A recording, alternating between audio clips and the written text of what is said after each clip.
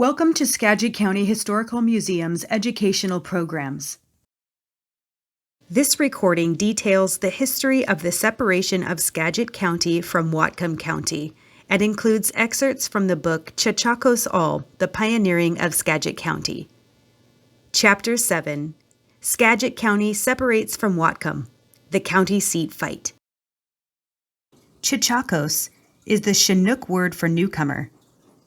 This book is part of a series published by the Skagit County Historical Society. Geography was the principal reason for the desire of Skagit Valley residents to separate from Whatcom, though in the era of water transportation, the Chechacos may not have been as great a barrier as they seem. However, north of the Chechacos, the population centered about Bellingham Bay and the valley of the Nooksack River, while south of them, Fidalgo and Samish Islands and the rich lands behind them had quite a different history and problems. In the south, there was a movement for separation as far back as the 1870s, but it was stubbornly resisted in the north. The movement came to a head in 1883. The territorial legislature was in session that year, and James Power of Leconer was a member of the council, the upper house corresponding to a senate, and had a place on the standing committee on county matters. Orrin Kincaid of Mount Vernon held a corresponding position in the house.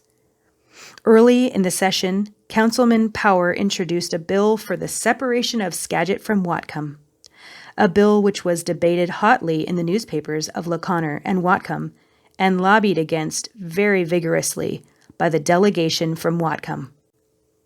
When it was voted on in the council on October 24th, it lost 8-4, whereupon the Whatcom lobbyists went home.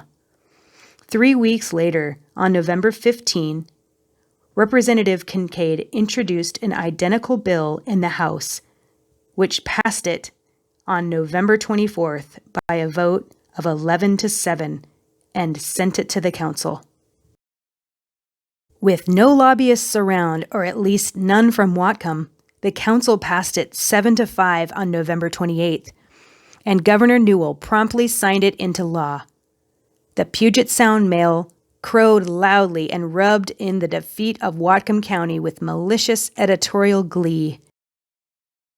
The law provided for special county commissioners to arrange for the creation of the new government. The men designated, H.P. Downs, F.E. Gilkey, and H.A. March, met on December 5th with Harrison Clothier as acting clerk. This was exactly 1 week after the law cleared the territorial legislature, a remarkable record considering the travel conditions of the times. The telegraph line which connected Leconer with Olympia must have played a part in the speed. Their first business concerned roads, bridges, and ferries. They appropriated $1,000 for a bridge over Sullivan Slough, arranged for George Savage, county surveyor, to act with a committee of petitioners in looking over a road proposal, approved a road through Dodge Valley, ordered the sheriff to put all prisoners to work at hard labor, and licensed ferries across the Skagit at 4 places. The burning issue during 1884 was the permanent location of the county seat. The law provided that it should be temporarily at Leconer, but that no buildings should be built or acquired until the question of a permanent location was settled. Auditor Downs had his office in the lower floor of the school building in a room 8 by 12 feet. The county records were kept in a soapbox nailed to the wall. It had been generally assumed in Leconer and Anacortes that the former would be the permanent choice. There was some surprise when Mount Vernon put forward its claims. Bayview, Atlanta, and Avon also entered the fight but were not taken very seriously. The Puget Sound Mail of Leconer and the Northwest Enterprise of Anacortes vigorously supported Leconer's claim, which was based on its position as an established port with a population larger than any other place in the county and more of the amenities of life than any other. A fledgling newspaper began publishing in Mount Vernon on March 4, 1884, the Skagit News. It was started by a new man in town, William C. Ewing, and it supported Mount Vernon's claim with equal vigor. When B.L. Martin, one of the LaConner workers, visited Mount Vernon to appraise the situation, he came back disgusted to report, "Why, up there, all they have to do is shake the bushes and voters come stringing out of the woods in all directions." The bush shaking was so successful that on November 4th, 1884, Mount Vernon received 796 votes to 567 for LaConner. The inhabitants of the coast had not realized the extent of settlements along the river and in the backwoods. The growth of the county during the next few years was phenomenal, as population statistics will show. In 1885, there were reported to be 2,816 persons in the county, exclusive of Indians. 2 years later, there were 3,386. By 1889, when Washington became a state, the roll had reached 6,111. In part, this increase represented the growth of the farm population of the flats. In part, the extension of logging operations in the woods. And to some extent, the pushing of settlers into more remote areas of the county. For example, in 1888, Hugh Walker homesteaded in Walker Valley, east of Big Lake, and near the foot of the mountains. Other settlers followed.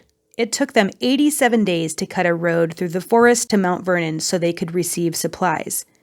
Charles Warner disposed of his property at Samish and took up land to the east on Warner's Prairie, cutting 12 miles of road to his property.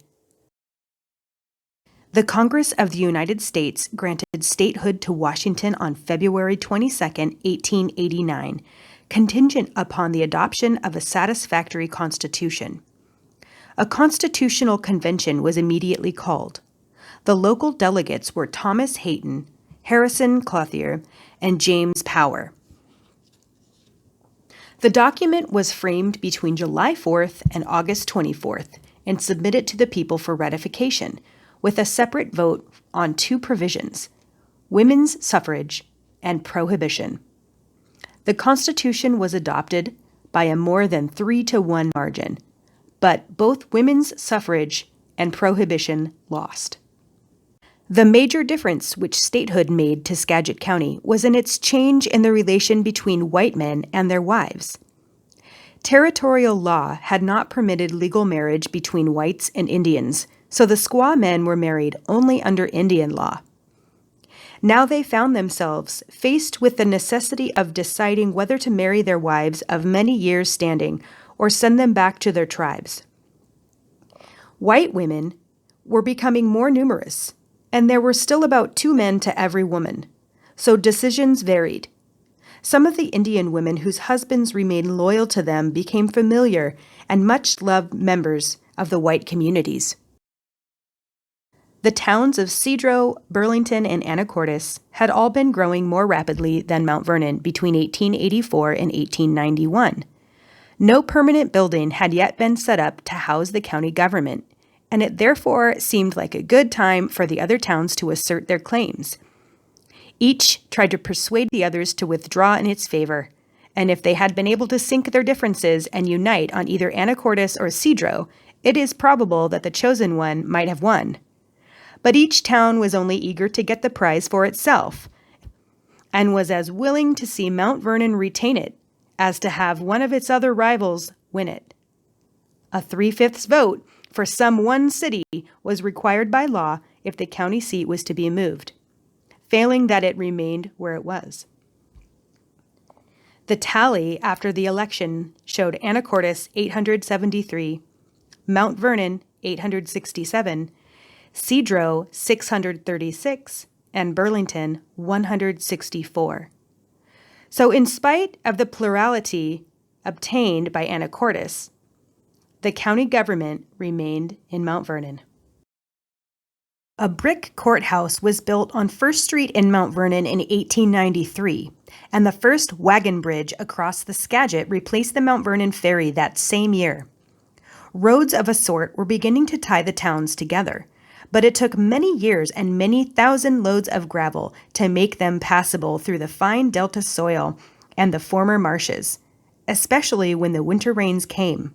Within the memory of people still living, tool shoes on the horses were necessary at times in the Beaver Marsh area. Fortunately, gravel banks were plentiful, thanks to the glacial moraines, which stripped the county. However, it is hard for us to realize today the sheer physical effort of loading a farm wagon with gravel using hand tools, and then hauling the gravel in the small quantities which horses could pull over the miles of dirt roads to dump it at the place where it was most needed. There were no machines to spread the gravel, so it was usually left in a ridge down the middle where the wagons dropped it. Traffic tended to move it toward the edges. Occasionally, a heavy timber was dragged over it to help with the spreading.